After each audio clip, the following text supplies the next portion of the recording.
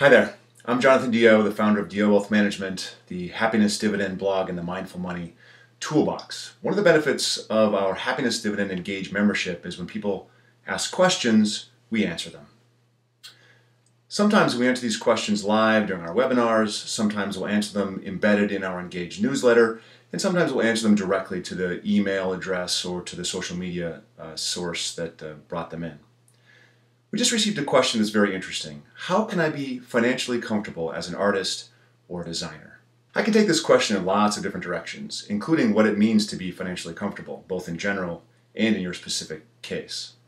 In working with artists who are just starting out, I've run into three issues that are absolutely pervasive. One, managing an income without withholding. Two, managing variable income from $0 months to big months. And three, increasing income.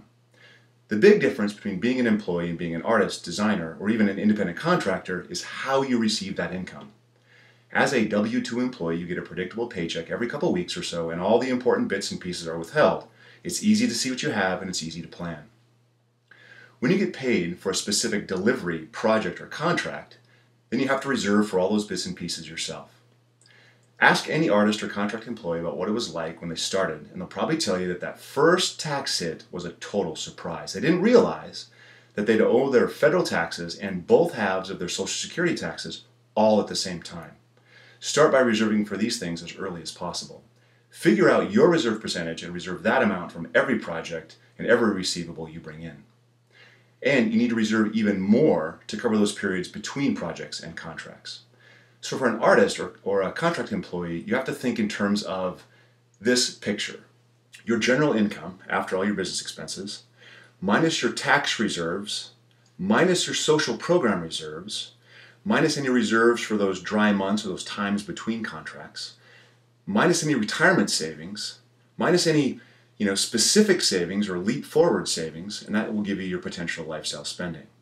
Now, whether you're an employee or an artist, the most income and larger contract prices will make the saving versus spending math easier. But as long as you keep a nice pool of capital on hand, 3 to 6 months of expenses minimum, or at least enough to cover the time between contracts, you should be fine. You should be able to manage comfort as a designer artist with relative ease. Finally, I just want to offer one more thing about being an artist or designer.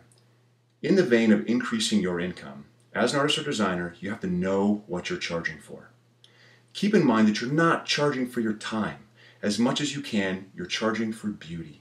The price of beauty is and should be appreciably higher than the price of the time it takes to create it.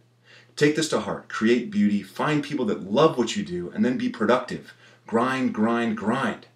Go for larger projects, charge appropriately, and you can be true to your heart, successful as an artist or designer, and financially comfortable as well.